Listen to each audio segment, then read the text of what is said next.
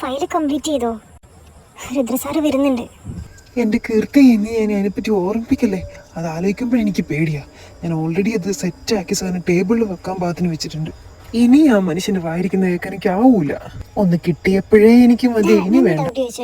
എന്തിനാ രുദ്രസാറിന് എല്ലാവരും ഇങ്ങനെ പേടിക്കുന്നത്? അത്രയ്ക്ക് ടെററാണോ? ടെററാണോന്നോ? എന്ത് ചോദ്യമാണോ അത്? വർക്കിന്റെ കാര്യത്തിൽ സാറ് ഭയങ്കര സ്ട്രിക്റ്റ് ആണ്. ജയ് ഗ്രൂപ്പ് സാറിന്റെ അച്ഛൻ്റെ പേരാണ്. സാറായിരുന്നു ആദ്യം ഈ കമ്പനി നോക്കിക്കൊണ്ടിരുന്നത്. One of the most biggest കമ്പനിയാണ് നമ്മുടെ ഈ ഒരു വേൾഡിൽ തന്നെ. ഒട്ടുമിക്ക എല്ലാ വലിയ വലിയ ഓൺട്രപ്രണേഴ്സായിട്ട് ഇവർക്ക് നല്ല ടൈപ്പ് ഉണ്ട്. ഇവരുടെ ഒരു കമ്പനിയിലേക്ക് വേറെ ആൾ പാർട്ട്നേഴ്സായി വരിക എന്ന് പറയണത് തന്നെ ഏറ്റവും വലിയ അത്ഭുതങ്ങളൊന്നാണ്. സാറിൻ്റെ 3 മക്കളുള്ളത്. 3 മക്കളിൽ മൂത്ത ആളാണ് നമ്മുടെ രുദ്രസാറ്.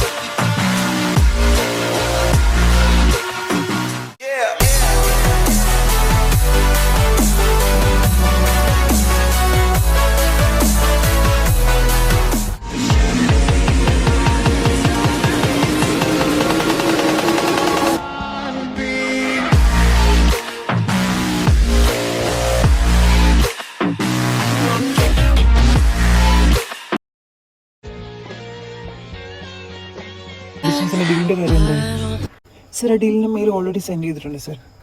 ഞാനിന്ന് അറേഞ്ച് ചെയ്യാൻ പറഞ്ഞ മീറ്റിങ്ങിൻ്റെ കാര്യമോ? സർ എല്ലാ എംപ്ലോയീസും റെഡിയാണ് സർ. സാറിനെ അവർ വെയിറ്റ് ചെയ്ത് നിൽക്കുകയാണ് കോൺഫറൻസ് ഹാളിൽ. ഓ ഷിറ്റ്, എവിടെ നോക്കിയ?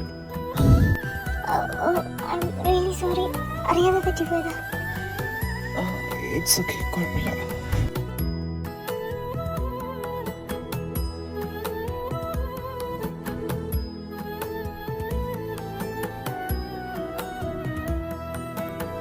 Good morning everybody. Let's start the meeting.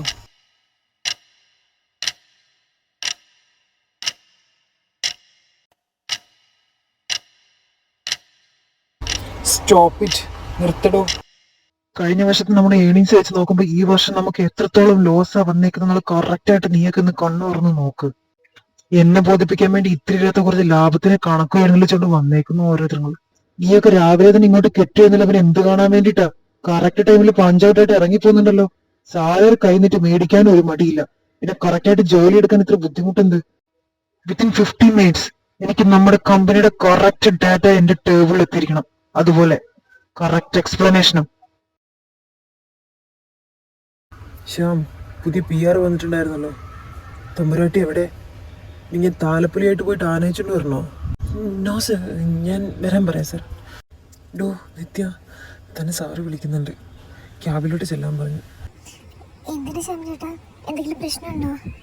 എന്താ കുട്ടി, തൻ്റെ അടുത്ത് ഞാൻ പറഞ്ഞതല്ലേ മോർണിംഗിൽ മീറ്റിംഗിൽ അറ്റൻഡ് ചെയ്യണമെന്ന്. അതിന് വരെ താൻ എവിടെ പോയതായിരുന്നു?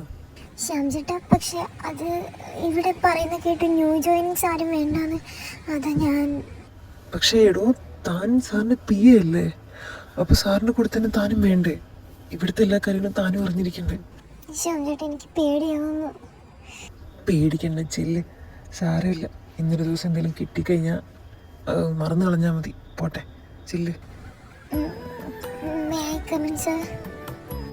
കേറി വാടൂ. Good morning sir.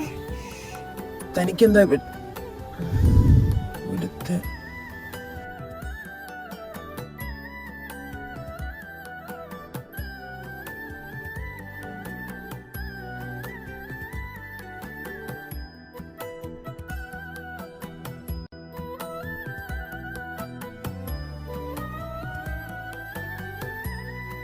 അല്ല, അറിയാത്തോണ്ട് ചോദിക്കുക.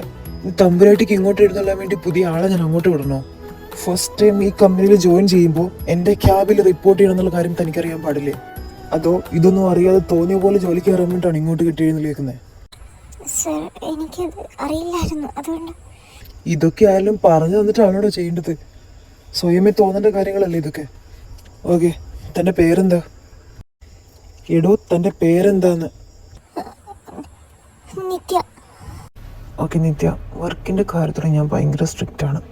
സോ അതുകൊണ്ട് തോന്നുന്നു വരുന്ന പരിപാടിയൊന്നും ഇവിടെ നടക്കില്ല. എൻ്റെ PA എന്ന് പറയുമ്പോൾ ഞാൻ ഏത് സാഹചര്യത്തിൽ ഏത് സമയത്ത് എപ്പോൾ വിളിച്ചാലും എൻ്റെ കൂടെ വന്നിരിക്കണം. പിന്നെ താനൊരു ലേഡി ആയതുകൊണ്ട് ഞാൻ പ്രത്യേകം പറഞ്ഞു തരുക, എനിക്ക് ബിസിനസ് സംബന്ധമായ പല സ്ഥലങ്ങളിലും ട്രാവൽ ചെയ്യേണ്ടി വരും, പല സ്ഥലങ്ങളിലും സ്റ്റേ ചെയ്യേണ്ടി വരും. മേ ബി ചിലപ്പോൾ അത് ദിവസങ്ങളാവാം, ആഴ്ചകളാവാം, ചിലപ്പോൾ മാസങ്ങളാവാം. ആ സാഹചര്യങ്ങളിലൊക്കെ താൻ എൻ്റെ കൂടെ ഉണ്ടായിരിക്കണം. ഈശ്വരാ, ഈ കാലൻ്റെ കൂടെയാ ഞാനോ?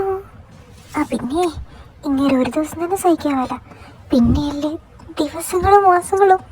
എന്നെ കൊണ്ടൊന്നും വയ്യ. പിന്നെ നമ്മുടെ കമ്പനി ഇപ്പോൾ ടോപ്പ് ലെവലിൽ നിൽക്കുന്നതുകൊണ്ട് തന്നെ നമുക്ക് ഒരുപാട് എനിമീസ് ഉണ്ട്, ഒരുപാട് ശത്രുക്കളുണ്ട്. സോ ട്രസ്റ്റ് എന്ന് പറഞ്ഞ സാധനം ഞാൻ ഒരാൾക്ക് കൊടുത്തിട്ടുണ്ടെങ്കിൽ ഞാൻ ഒരു 100% ട്രസ്റ്റ് ചെയ്യും. പക്ഷേ എന്നെ ആരെങ്കിലും പറ്റിച്ച അല്ലെങ്കിൽ ചതിച്ച പിന്നെ അവർ ഈ ഭൂമിയിൽ ജീവൻ ഉണ്ടാവില്ല.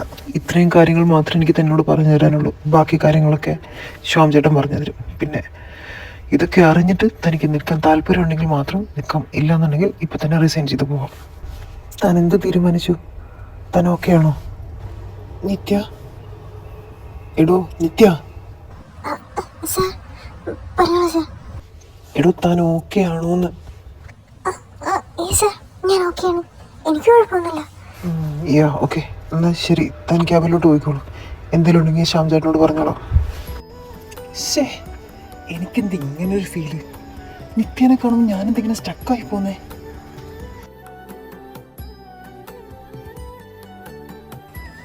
ഓ നിത്യ, നീ എന്താ ഇങ്ങനെ?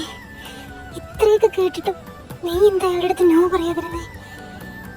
നിനക്ക് റിസൈൻ ചെയ്ത് പോയിക്കൂടെ?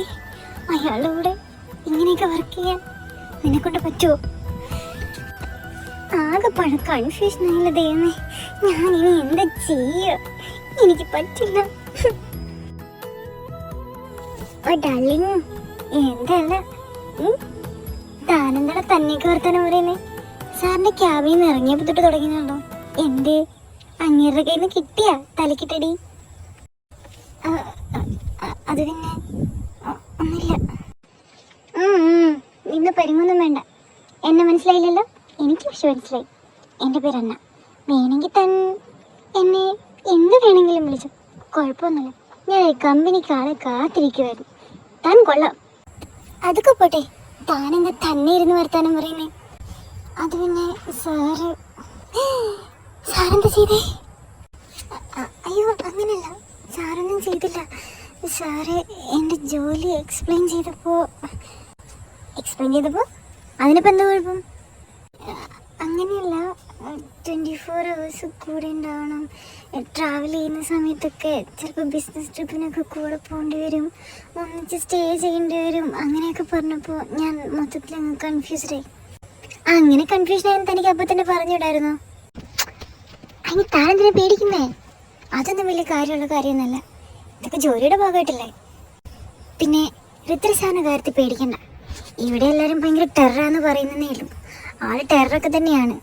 അത് സാറ് ജോലിൻ്റെ കാര്യത്തിൽ മാത്രമേ ഉള്ളൂ. അല്ലാണ്ട് നോക്കുവാണെങ്കിൽ പെൺകുട്ടികളുടെ അടുത്തൊക്കെ സാറ് നല്ല മര്യാദയായിട്ട് പെരുമാറും. എല്ലാ പെൺകുട്ടികളും സാറിന് പെങ്ങന്മാരെ പോലെ മോശമായിട്ട് യാതൊരു രീതിയിലും സാറ് പെരുമാറില്ല. എന്നിട്ടും തൻ്റെ പേടി മാറിയില്ലേ? എന്നാ വാ, നമുക്കൊരു കോഫി കുടിക്കാം. അയ്യോ, ഇപ്പോഴോ? ടൈമില്ലല്ലോ. ആര് പറഞ്ഞ ടൈമില്ലെന്ന്? ബ്രേക്ക് തീരാൻ ഇനി സമയമുണ്ട്. നമുക്ക് പെട്ടെന്ന് പോയിട്ട് വരാം. വാ നിത്യ, ഞാനൊരു ഡൗട്ട് ചോദിച്ചോട്ടെ? ചോദിക്കുന്നുണ്ടെന്ന് തോന്നിയത്. താൻ മുന്നേ ഡോക്ടർ എന്ന് കേട്ടല്ലോ. പിന്നെന്താ ആ ജോലി റിസൈൻ ചെയ്തിട്ട് ഇവിടെ സാറിന് പി എ ആയിട്ട് വന്നേ? അല്ല, ഇവിടെ കുറേ പേര് ഇങ്ങനെ പറയുന്ന കേട്ടു, അതുകൊണ്ട് ചോദിച്ചതാ. അത് പിന്നെ എനിക്ക് എന്താടോ, തനിക്കെന്തെങ്കിലും ബുദ്ധിമുട്ടുണ്ടോ? അത് പിന്നെ എൻ്റെ മിത്ര നിത്യ, തന്നെ ശ്യാമേട്ടൻ വിളിക്കുന്നുണ്ട്. അന്നാ ഞാനിപ്പോൾ വരാം. ഓക്കേടാ, ഞാനിന്ന് ക്യാമ്പിലേക്ക് പോവാം. താൻ അങ്ങോട്ട് വന്നാൽ മതി. ശ്യാമേട്ടാ, എന്തിനെന്നെ വിളിച്ചേ? നിത്യ മോളെ, ഇത് രുദ്രസാറ് മോളെ ഏൽപ്പിക്കാൻ വേണ്ടി പറഞ്ഞിട്ടുണ്ടായിരുന്നു. ഈ ഫയലുമായിട്ട് മോള് അക്കൗണ്ട് സെക്ഷനിൽ ചെല്ലണം. നമ്മുടെ സെക്കൻഡ് ഫ്ലോറിൽ അക്കൗണ്ട് സെക്ഷൻ ഉള്ളത്. അവിടെ ചെന്നിട്ട് അവിടുത്തെ മാനേജറെ കണ്ടാൽ മതി. ഇത് വേറെ ആരെയും ഏൽപ്പിക്കാൻ പറ്റില്ല. മോളുടെ അടുത്ത് തന്നെ പ്രത്യേകം തരണമെന്ന് രുദ്രസാറ് പറഞ്ഞിട്ടുണ്ടായിരുന്നു. അക്കൗണ്ട് സെക്ഷനിൽ നിന്ന് നമ്മുടെ കഴിഞ്ഞ വർഷത്തെ മുഴുവൻ ട്രാൻസാക്ഷൻസിൻ്റെ ഡാറ്റാസ് കിട്ടും. അതെടുത്തിട്ട് വരണം. ഓക്കെ ശ്യാം ചേട്ടാ, ഞാൻ പോയി വരാം. മോളെ നിത്യേ, ആ ഫയൽ മിസ്സാവാണ്ട് സൂക്ഷിക്കണം കേട്ടോ. അത് കുറച്ച് കോൺഫിഡൻഷ്യലാണ്. Okay. Excuse me. Yes. Vivek Nithya, എടാ നീ. വിവേക് മിത്ര.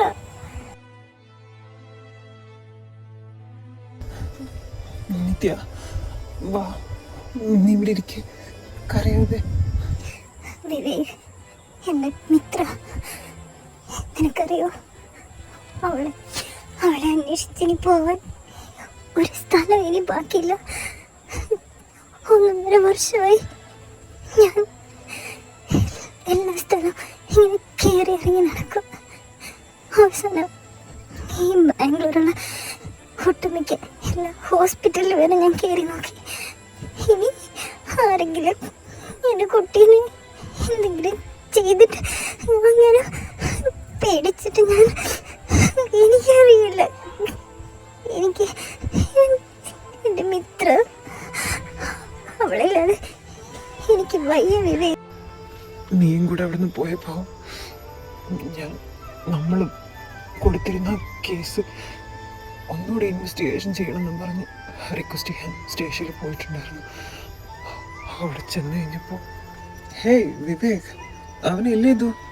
ഹായ് സർ, ഞാൻ മിസ്സിംഗ് കേസ് എന്തായിന്ന് അറിയാൻ വേണ്ടി വന്നതായിരുന്നു.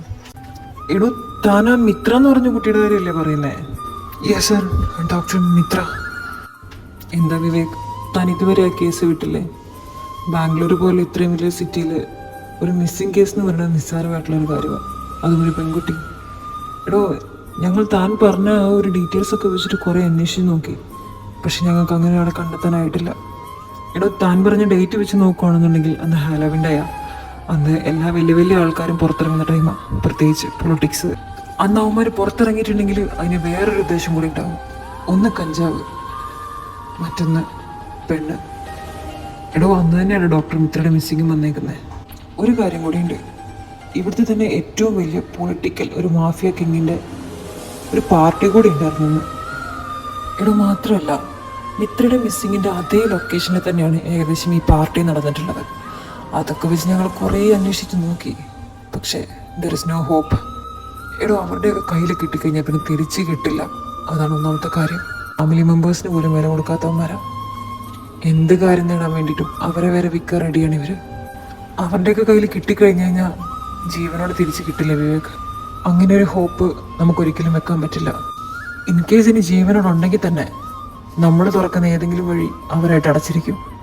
അതുകൊണ്ട് തന്നെ ഡോക്ടർ മിത്രനെ തിരിച്ചു കൊണ്ടുവരിക എന്ന് പറയുന്നത് അത്ര വലിയ പോസിബിൾ ആയിട്ടുള്ളൊരു കാര്യമല്ല. ഒന്നാമത്തെ കാരണം, എന്തെങ്കിലും ഒരു തെളിവ് ബാക്കിയുണ്ടെങ്കിൽ അവരെ നശിപ്പിച്ചിരിക്കും. ഇല്ലാന്നുണ്ടെങ്കിൽ അവർ ജീവനോടെ ഉണ്ടാവില്ല.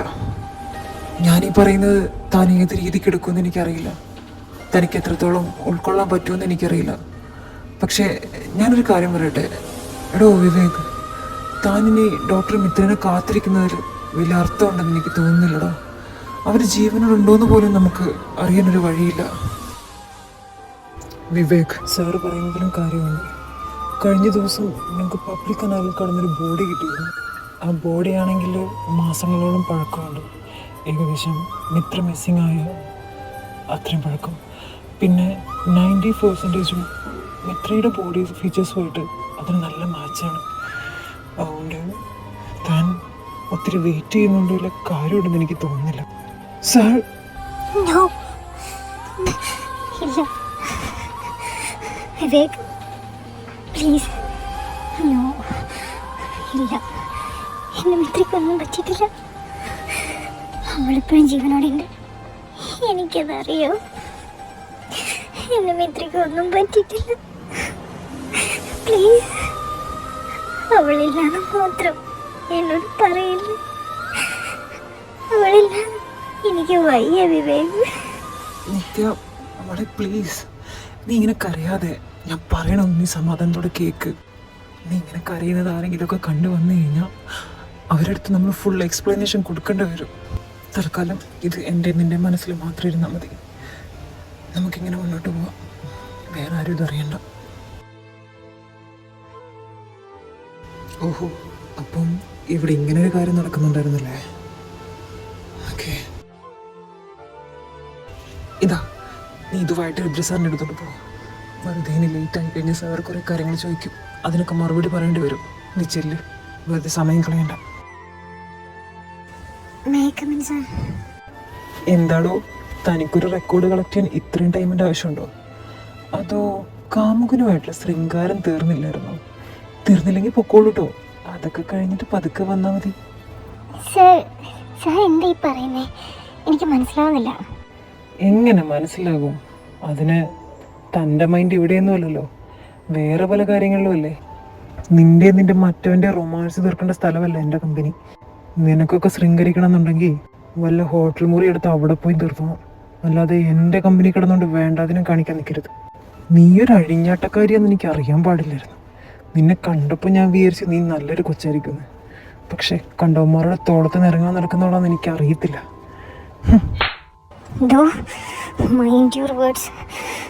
മര്യാദയ്ക്ക് സംസാരിച്ചോണം. താൻ പല അഴിഞ്ഞാട്ടക്കാരികളെയും കണ്ടിട്ടുണ്ടാവും, അവരുടെ കൂടെ ശൃംഗരിച്ചിട്ടുണ്ടാവും. പക്ഷെ എന്നെ ആ ഗണത്തിൽ കൂട്ടണ്ട. താൻ പറഞ്ഞ പോലൊരു പെണ്ണാവാനായിരുന്നെങ്കിൽ നിത്യക്ക് നേരത്തെ ആവായിരുന്നു. അങ്ങനെ ഒരു സാഹചര്യം വന്നിട്ട് പോലും നിത്യ അങ്ങനെ ആയിട്ടില്ല. ഇപ്പത്തെ അവസ്ഥ എന്താന്ന് തനിക്കൊന്നും പറഞ്ഞ് മനസ്സിലാവത്തില്ല. ഞാനിപ്പോൾ അനുഭവിച്ചുകൊണ്ടിരിക്കുന്ന ഈ ഒരു ജീവിതം ഉണ്ടല്ലോ, തനിക്കൊന്നും അങ്ങനെയൊന്നും ജീവിക്കേണ്ട അവസ്ഥ വരാത്തോണ്ട്. സ്നേഹത്തിൻ്റെ വില എന്താണ്, സ്നേഹിക്കപ്പെടുന്നവർ നഷ്ടപ്പെടാൻ പോകണമെന്നും ബുദ്ധിമുട്ടുന്നതാണ് തനിക്കൊന്നും അറിയില്ലാത്തോണ്ട്. ഒരു ദിവസം താൻ എന്നെ പറഞ്ഞതിനെ ഓർത്ത് ഉറപ്പായിട്ട് റിഗ്രറ്റ് ചെയ്തിരിക്കും. കണ്ടോ?